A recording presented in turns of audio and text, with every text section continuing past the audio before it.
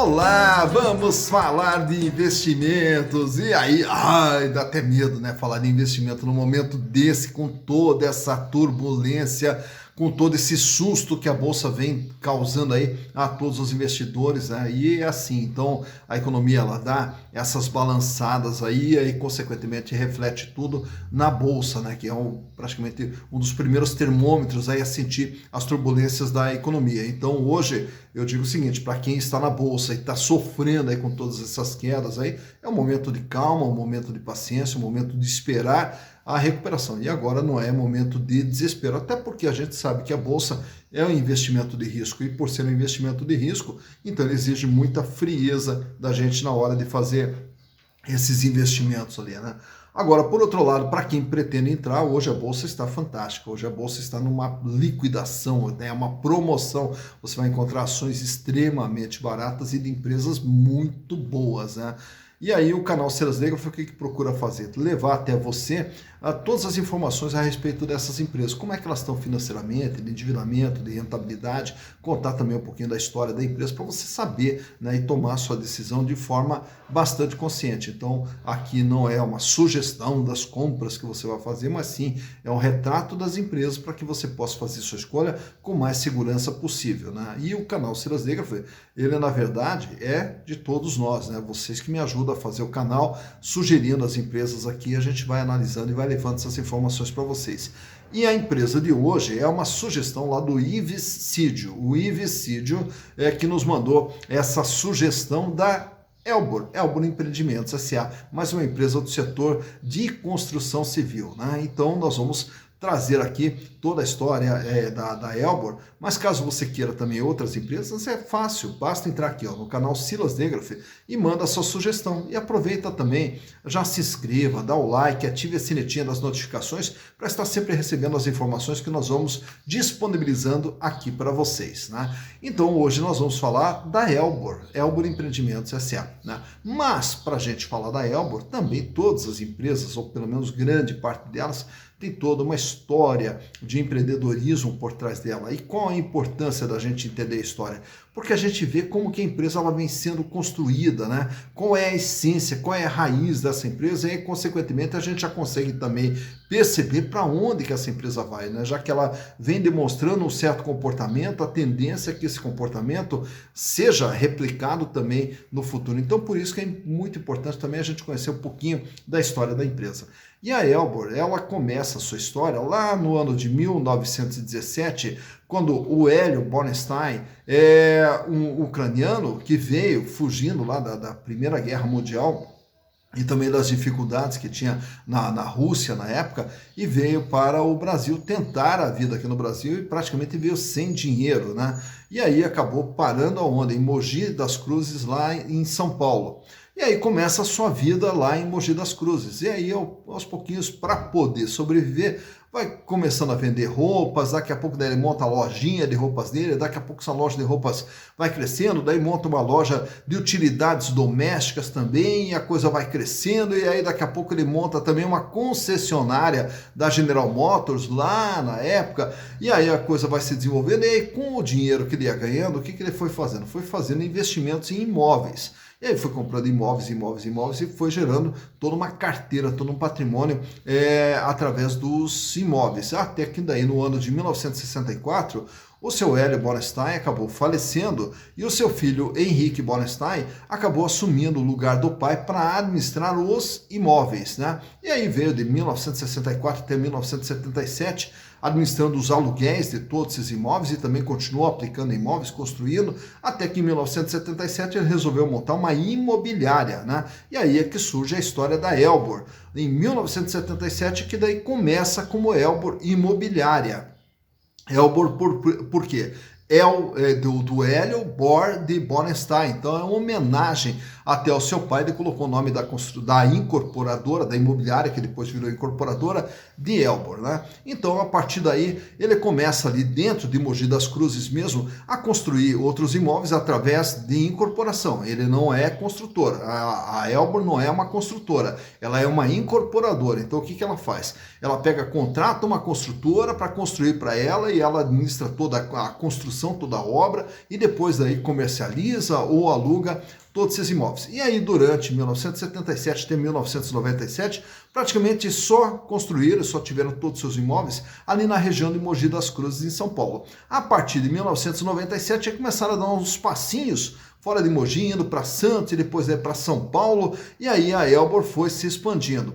Aí, com esse crescimento todo da Elbor, no ano de 2007, ela fez o IPO, se transformou daí numa sociedade anônima, com os recursos que acabaram entrando na companhia, foram se espalhando para diversos estados do Brasil, sempre trabalhando em parcerias com construtoras locais, né, onde eles iam, contratavam lá uma construtora local para poder fazer as obras para eles. E aí começaram a espalhar obras pelo Brasil inteiro. E hoje estamos aí no ano de 2021, então queremos saber como é que está a situação da Elbor. Para tanto, eu trouxe para vocês os balanços de 2018, 2019, 2020 e também do primeiro semestre de 2021, para a gente ver através dos números como que está a situação da Elbor. Então, vamos aos números. Então aqui estamos com as demonstrações contábeis da Elbor Empreendimentos S.A. e para tanto trouxe para vocês que os exercícios de 2018, 2019 e 2020 e também do primeiro semestre do ano de 2021 para que possamos conhecer o que é a Elbor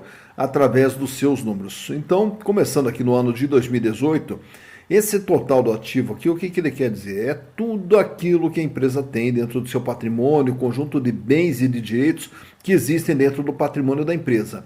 E aí ele é dividido aqui em ativo não circulante, que são praticamente o capital fixo da empresa, né? E o ativo circulante, que é o capital giro, que é aqueles recursos que ela vai usar para poder trabalhar. Então o mais importante de todos é justamente esse ativo circulante, esse capital giro, porque são os recursos que ela consegue usar para poder desenvolver toda a sua atividade.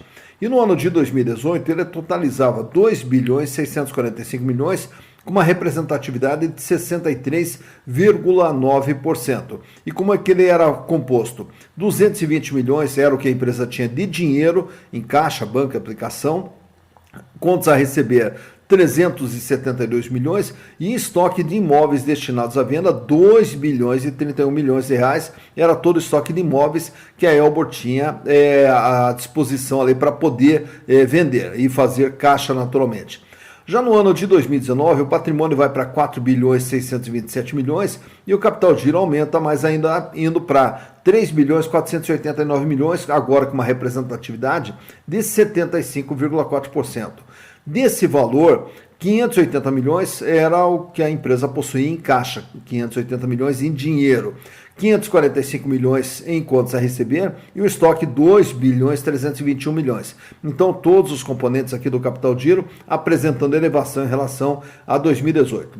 Entrando no ano de 2020, aí o patrimônio da empresa dá uma diminuída, volta aqui para 4 bilhões 354 e o capital giro também recua, indo para 3 bilhões 178 milhões e agora representando 73% do que a empresa possuía.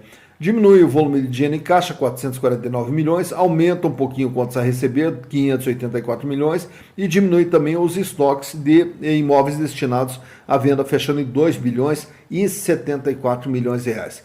Indo aqui para o ano de 2021, o ativo total diminui mais um pouco, 4 bilhões 260 milhões. O capital giro diminui mais um pouco, 2 bilhões 975 milhões. E agora passa a representar 69,8%. Diminui um pouco mais também o volume de dinheiro em caixa, 426 milhões de reais. Mantém praticamente estável contas a receber. E o estoque, mais uma diminuída, indo para 1 bilhão 891 milhões de reais. Então, se observarmos aqui em valores nominais, o capital giro ele aumenta para 3 bilhões 975. E se analisarmos aqui pelo peso, ele era de 63, sobe para 75, diminui para 73 e agora diminui para 69. Então ele ainda está maior do que era no ano de 2018, mas a gente vê aqui uma tendência de queda nos números da Elbor Empreendimentos referentes ao seu capital giro.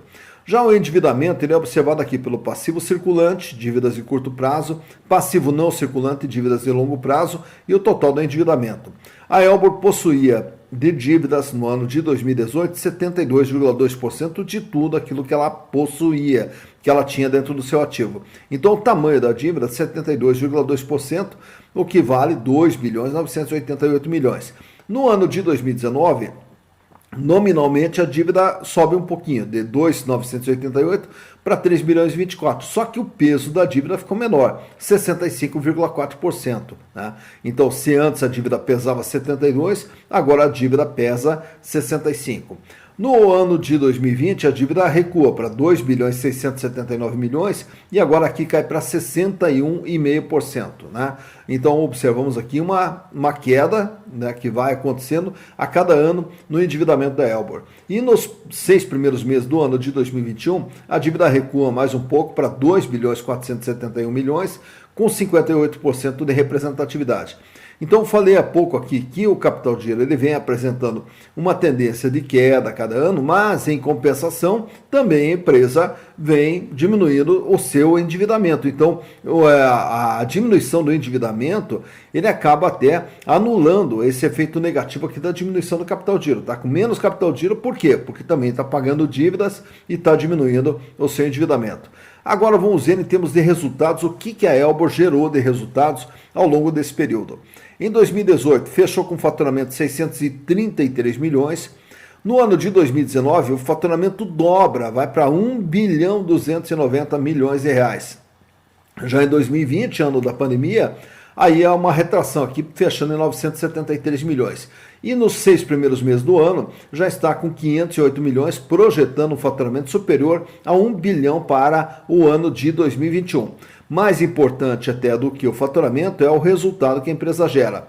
No ano de 2018, 408 milhões de prejuízos, né, o resultado negativo 408 milhões de reais.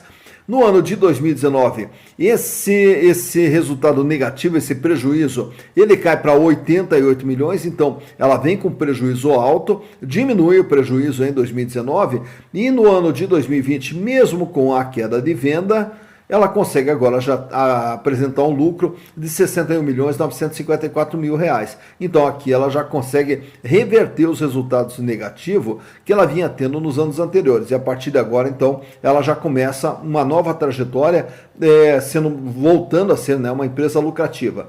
E no primeiro semestre de 2021 já está aqui com 83 milhões de lucro acumulado em 6 meses, projetando também o lucro em torno de 160 milhões de reais.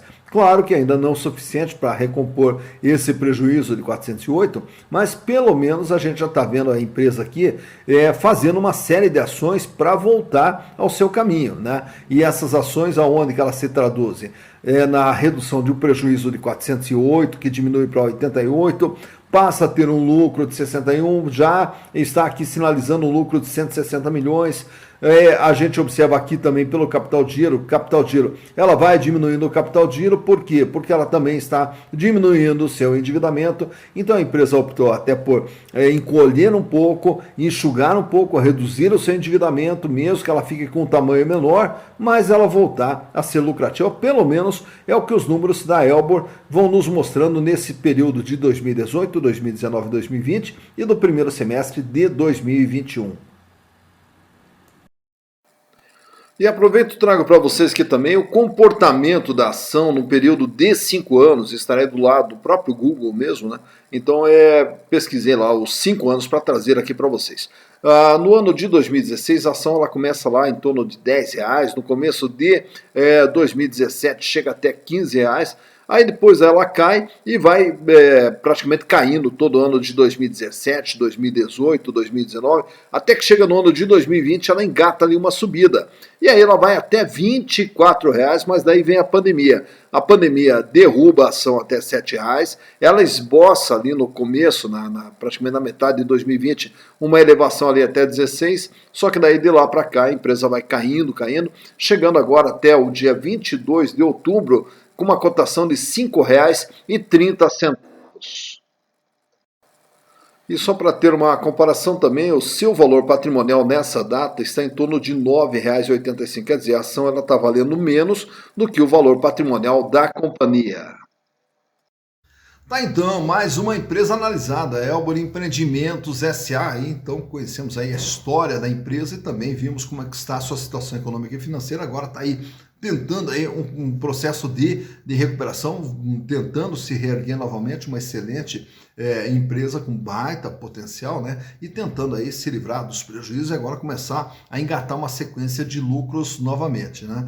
E aí, o que o canal procura fazer para você? Pega todas as empresas, traz aqui para que você possa analisar junto conosco aqui e saber a empresa é boa ou não é boa, porque uma das grandes dificuldades das pessoas na hora de fazer investimento em ações é dizer o seguinte: mas qual empresa que eu devo comprar? O que você acha dessa empresa? Então, para tanto, a gente tem que fazer todo um processo de análise da situação econômica e financeira.